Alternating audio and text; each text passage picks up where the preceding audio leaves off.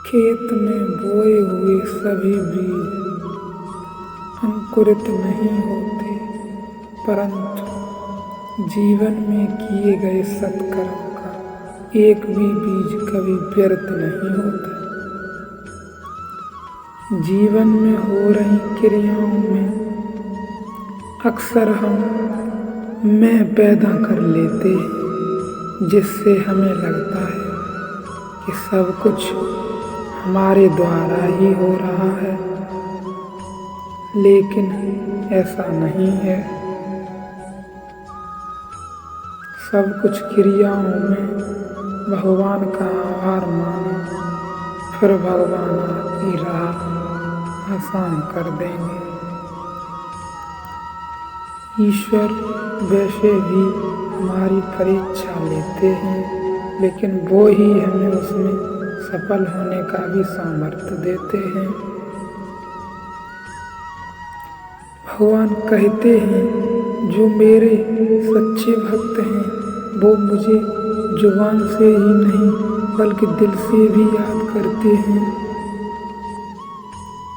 हर वक्त याद रखो कि कर्तव्य करना तुम्हारा धर्म है। अब तुम इससे विचलित होगे तो फिर तुम अधर्म के मार्ग पर चलोगे।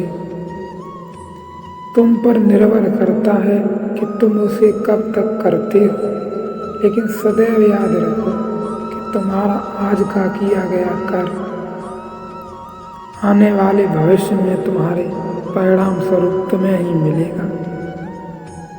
इसमें जरा भी असत्य नहीं है।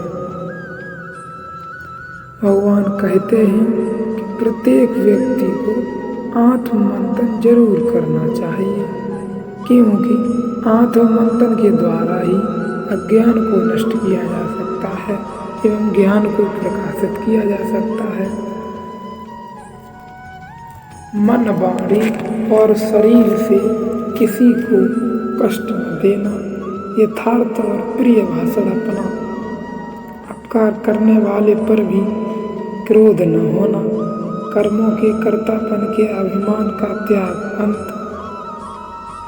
करना एवं चित्त की चंचलता का अभाव, किसी की भी निंदा न करना, सब भूत प्राणियों में हेतु रहित दया, इंद्रियों के विषयों के साथ संयोग होने पर भी उनमें आसक्ति का न होना।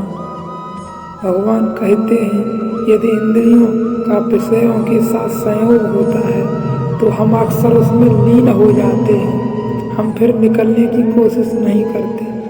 अक्सर जीवन में सोचने लगते हैं कि अब तो बस जीवन यही है, विषय में ही जीवन है, भोग में ही जीवन है, लेकिन ऐसा नहीं है। प्रभु कहते हैं, उनमें इंद्रियों का विषय के साथ संयोग होने पर भी हमें उनमें आसक्त नहीं होना चाहिए। क्यों व्यर्थ की चिंता करते हो? किससे तुम व्यर्थ डरते हो? कौन तुम्हें मार सकता है? आत्मा न पैदा होती है ना ही मरती है।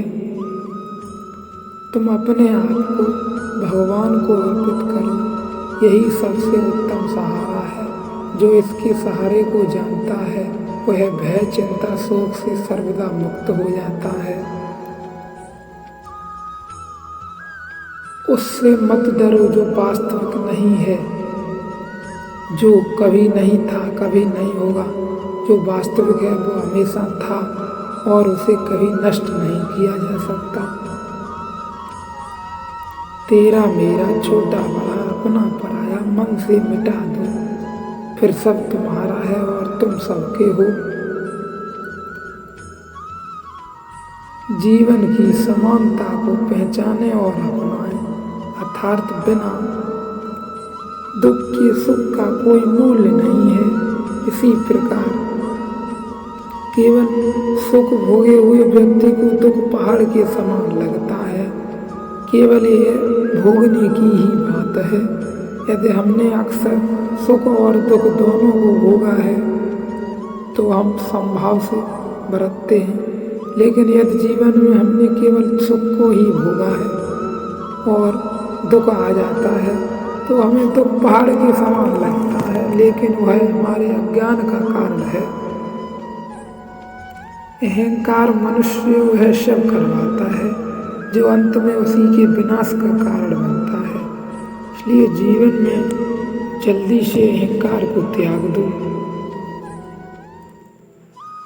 वृक्ष कभी इस बात पर व्यथित नहीं होता कि उसने कितने पुष्प खो दिए हैं। वह सदैव नए फूलों के सृजन में व्यस्त रहता है। जीवन में कितने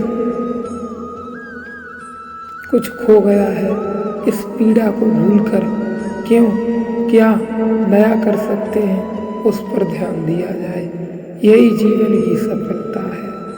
जो खो गया है उसमें व्यस्त होने से अच्छा है कुछ नया किया जाए। हम किसी का भाग्य नहीं बदल सकते, लेकिन अच्छी प्रेरणा देकर किसी का मार्गदर्शन तो कर सकते हैं। भगवान कहते हैं, जीवन में यदि किसी का मार्गदर्शन करना है तो उसके साथ सारथी बनना, स्वार्थी नहीं, क्योंकि यह सेवा का मौका मैं ही देता हूँ।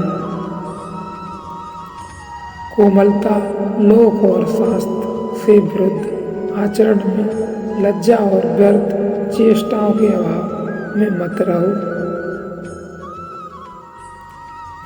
तेज, क्षमा, धैर्य, बाहर की शुद्धि एवं किसी में भी शत्रु का भाव न होना और अपने में पूज्यता के अभिमान का अभाव, ये सब तो देवी संपदा के लक्षण हैं। जो पुरुष इन लक्षणों को प्रयोग करता है या जिस पुरुष में ये लक्षण है वह तो देवों के समान है। भगवान कहते हैं, इस लोक में दो ही प्रकार का मनुष्य है, एक देवी प्रकृति वाला, दूसरा आसुरी प्रकृति वाला। मैं बड़ा धनी हूँ, मैं बड़े कुटुंब वाला हूँ, मेरे सामने दूसरा कौन है। मैं यज्ञ करूँगा, दान दूंगा, आमोद प्रमोद करूँगा। इस प्रकार अज्ञान से मोहित रहने वाले तथा अनेक प्रकार से भ्रमित चित्त वाले मोह रूपी जाल से समावृत और विषय भोगों में अत्यंत आसक्त और जो महान अपवित्र हैं, नरक में गिरते हैं। भगवान कहते हैं, यदि अगर आप हमारे अंदर शिष्टता और सदाचार के स्नेह का प्रेम भाव होगा तो हम लोगों को ज्यादा अच्छी तरह से समझ पाएंगे। अक्सर हम जीवन में देखते हैं कि समय परिवर्तन से हम घबरा जाते हैं, लेकिन इसी के पश्चात भगवान श्री कृष्ण कहते हैं कि हे अर्जुन, मैं ही तो गर्मी प्रदान करता हूँ और मैं ही तो बारिश को लाता हूँ, मैं ही उसको रोकता हूँ। फिर तुम किस जाल में पड़े हो? आत्मा तथा पदार्थ दोनों मुझ में ही हैं, लेकिन एक सामान्य पुरुष इन्हें अलग अलग समझता है। जो व्यक्ति किसी के बदलाव से नहीं घबराता वह संभाव से बरतता है। आपने कभी देखा ही होगा कि सूखे वृक्ष कभी झुकते नहीं हैं, वह ही वृक्ष झुकता है जिस पर फल आते हैं। इसलिए जीवन में मधुर प्रेम से रहें एवं थोड़ा धैर्य और थोड़ा क्षमा का भी भाव रखें, क्योंकि आप फलदार वृक्ष हैं, ना कि आप सूखे वृक्ष हैं। इसलिए फलदार वृक्ष को समाज में सेवा एवं समाज को बहुत सी सुविधाएं देने का अवसर है। इसलिए उसको चाहिए कि वह सदा विनम्र भाव में रहे। ऐसे ही जो व्यक्ति जितना उच्च एवं महान है वह उतना ही विनम्र रहे।